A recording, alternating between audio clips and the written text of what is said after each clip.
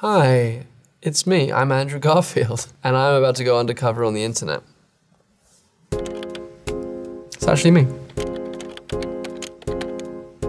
What do you think about Andrew Garfield 10 years from now? This is like a Matthew McConaughey question. Didn't he do that at the Oscars? He was like, just want to thank my hero. It's me, 10 years from now. It's like, cool, that's amazing. What a resource to be able to go, yeah, me, that's great. I'm down with that. Wikipedia, sorry. Wikipedia, this is Wikipedia. Garfield was a gymnast and a swimmer during his early years and was also an avid philatelist? I don't know about this. Is it pronounced philatelist? I think that's a stamp collector, because philatelist sounds like a different story that I'm not comfortable talking about. This is a strange thing. I've been asked a lot about it recently. So what's your most prized stamp? And I'm like, what? I'm not a stamp collector. Yes, gymnast, yes, swimmer.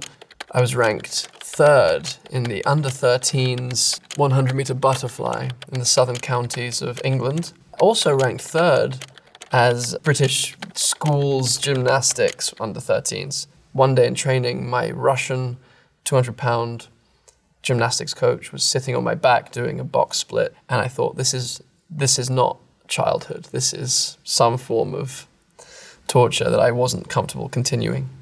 Posted. Arachnologists Yuri M. Marusik and Alireza Zamani honored Garfield's portrayal of the role of Spider-Man by naming a new species of crevice weaver spider, Pritha garfieldi, after him. I believe that's true.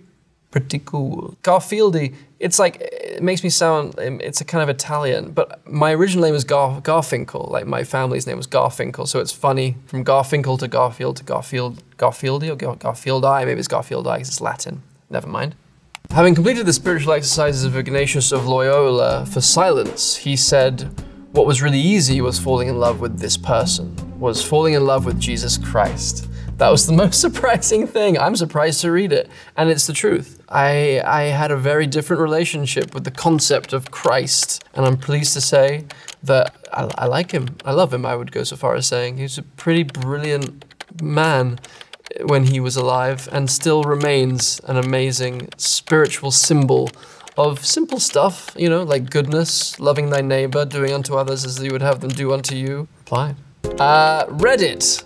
Ready for Reddit? I'm not ready for Reddit. All right, so this is the Tick Tick Boom official teaser. Complex Sapien 20 says, WTF, question mark. Andrew Garfield can sing? Yes, define sing. Yeah, sure, I can. I'm not tone deaf, and I trained a lot for this, and it took me about 1.5 years to get my chops up, as it were, and I had a lot of help and support and a coach, and I've always wanted to learn how to sing properly, and this was definitely the opportunity to do that. Replied, you fat and stupid, says, what's with Andrew Garfield simultaneously starring in 2 based on true story pro-Christian set in Japan movies, Silence and Hacksaw Ridge? What's with that? What's with Andrew Garfield doing this? What right does he have? Who does he think he is doing films that are set in Japan, 2 in a row, and about Christianity? What's his deal? Why are you angry at me, you fat and stupid? Like, I'm not calling you fat and stupid, I'm just calling you by your name. Don't do it, why? It's my choice, my life. It just happened that way. There were these 2 projects that I read. They both happened to be set in Japan. I happened to play a Catholic and a Seventh-day Adventist in both. There are spiritual quest things, and they just appealed to me. Have you got better things to do than like debate with yourself or other people who don't care about what I'm doing with my life? What are you doing with your life, you fat and stupid? You're not fat and stupid. You're sweet. You're probably a sweet person. If we were in the room together, we would have a nice conversation. But this is not the way to talk to me about my life and my work. Love you. Next. There's a picture of me as a child, and I'm wearing a little Spider-Man costume that my mother made for me out of felt, and it's epic. Since everyone is discussing suit ideas, might I say this suit being worn by Kid Andrew Garfield is my pick. My mother would be very, very complimented by that. I agree, that would be the coolest. My mother's felt suit, awesome. Twitter, it's me, for real, seriously. Tobey Maguire was the best Peter Parker. He was not a good Spider-Man though. Andrew Garfield was the best Spider-Man, but was way too cool to be Peter Parker. Tom Holland is just the average for both, which makes him the best because he's the only one that is decent at both. Okay, cool, man. Fine, whatever. Like, cool. That's your opinion, bro. Climb a tree. Tobey is my favorite, right? Because that's my childhood. I think I watched that first Spider-Man film back to back like 3 times with my friend Terry McGinnis. And we were just incredibly high. And we would like do the lines to each other. And he just was cracking up in my face, saying, "You'll never play Spider-Man." And now Sam, here we are.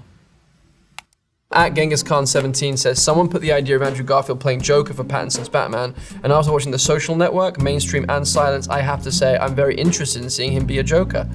No way. I wouldn't go near it.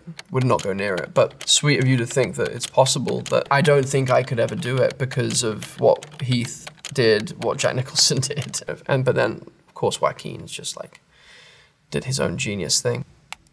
At Hollyberry_24 says, how does Andrew Garfield still have a voice at the end of Angels in America Part 1?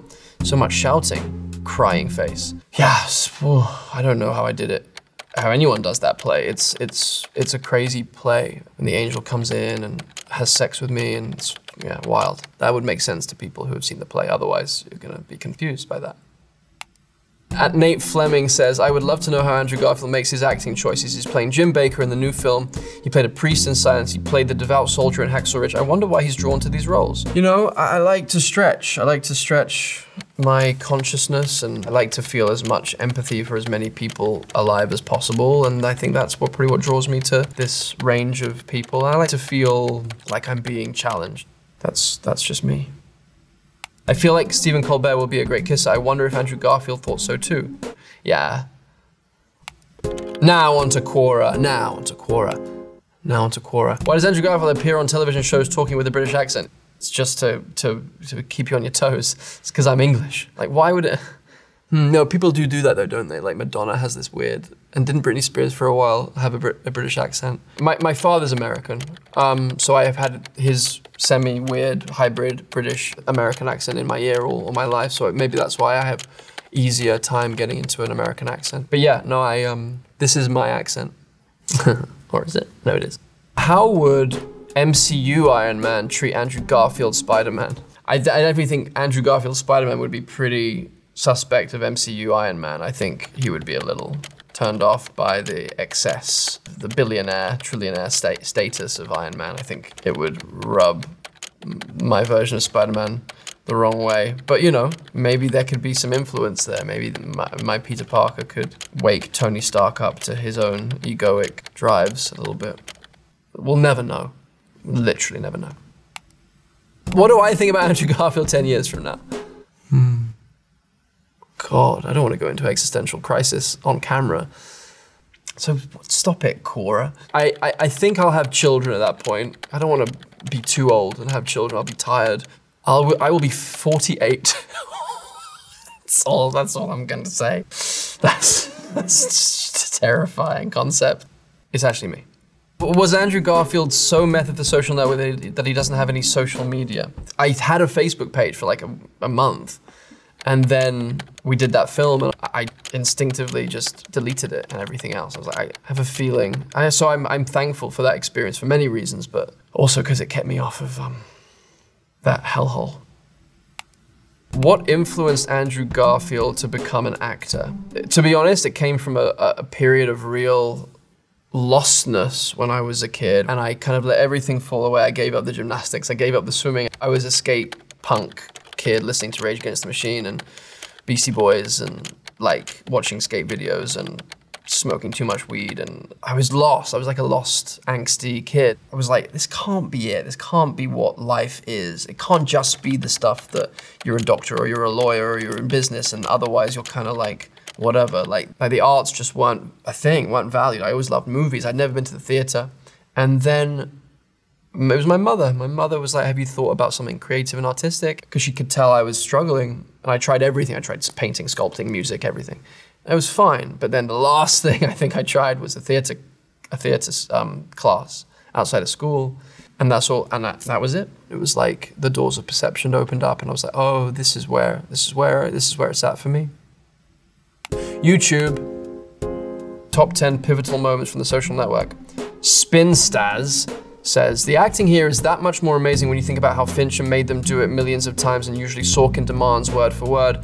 How did these actors do it? So there's something about how Fincher works where actually doing it millions of times means you have it in your bones and in your body in such a deep way that you don't have to think anymore and you're just present with your fellow scene partner. And it creates these very lived in, simple, truthful performances. And then you're working opposite great actors like Jesse Eisenberg and you just tune into each other and it becomes this alive, unconscious kind of dance. You know, when you repeat a word over and over again, it becomes meaningless and then like you lose yourself. Like that's what Fincher's looking for. So actually there's a method to that madness.